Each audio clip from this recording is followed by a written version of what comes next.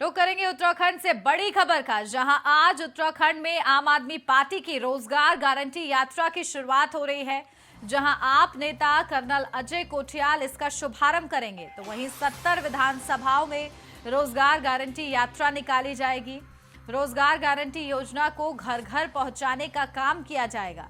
तो वहीं पहले चरण में 9 विधानसभाओं में ये यात्रा जाएगी। बेरोजगार युवा दिखाएंगे रोजगार गारंटी यात्रा को हरी झंडी।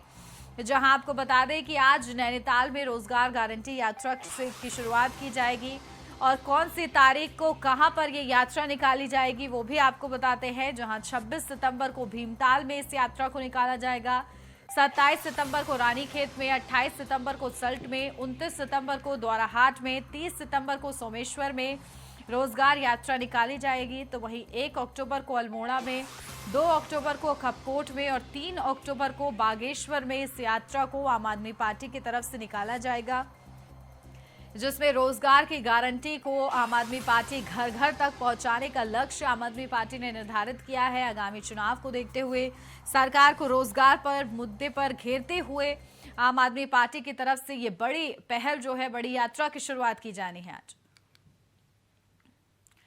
इसी खबर पर ज्यादा अपडेट के साथ हमारे संवाददाता अभय केंद्रो हमारे साथ जुड़ गए हैं। अभय, क्या कुछ जानकारी मिल पा रही है? आगामी चुनाव को देखते हुए आम आदमी पार्टी ने आज रोजगार गारंटी यात्रा की शुरुआत करनी है, किस तरह से जोश दिख रहा है पार्टी में? क्या कुछ प्लानिंग की गई है? घर घर तक पहुंचाने के आम आदमी पार्टी अपने दावों को घर घर तक पहुंचाने वाली है, क्या कुछ इस दौरान रूपरेखा तैयार की गई है?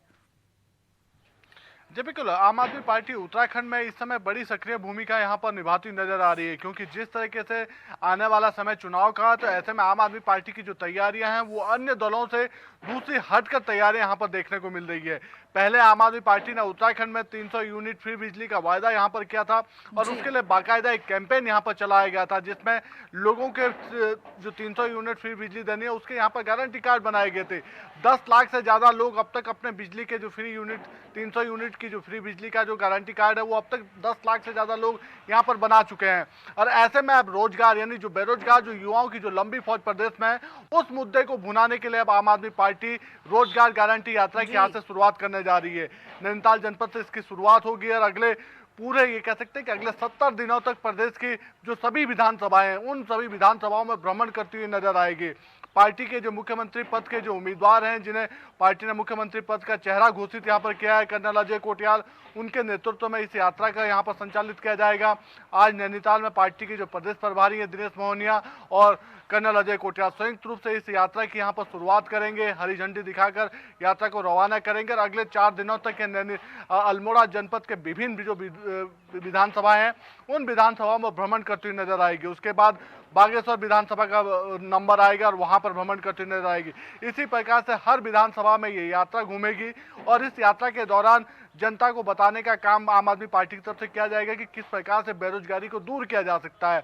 उसके लिए जो जरूरत है वो है दृढ़ इच्छा शक्ति की। दृढ़ इच्छा शक्ति आम आदमी पार्टी में कूट कूट कर भरी है, क्योंकि जिस प्रकार से सरकार को घेरने का काम इस समय आम आदमी पार्टी कर रही है, उसको देखते लगता है कि सीधा मुकाबला इस समय कह सकते हैं कि बीजेपी वर्सेज आम आदमी पार्टी में होने की यहाँ पर संभावना जताई जा रही है। क्योंकि जिस प्रकार से रणनीति आम आदमी पार्टी बनाती हुई नजर आ रही है, उससे ये कह सकते हैं कि आने वाले दिनों में चाहे भाजपा हो चाहे कांग्रेस हो, दोनों ही दलों की जो चिंताएं हैं वो ज्यादा बढ़ने का काम करेंगी। क्योंकि हर ये कह सकते हैं कि इस समय बेरोजगारी बड़ा मुद्दा है और उस मुद्दे पर जिस प्रकार से रोजगार गारंटी यात्रा यहाँ पर संचालित होगी, तो ऐसे में कह सकते हैं कि युवाओं को साधने का काम आम आदमी पार्टी की तरफ से किया जाएगा।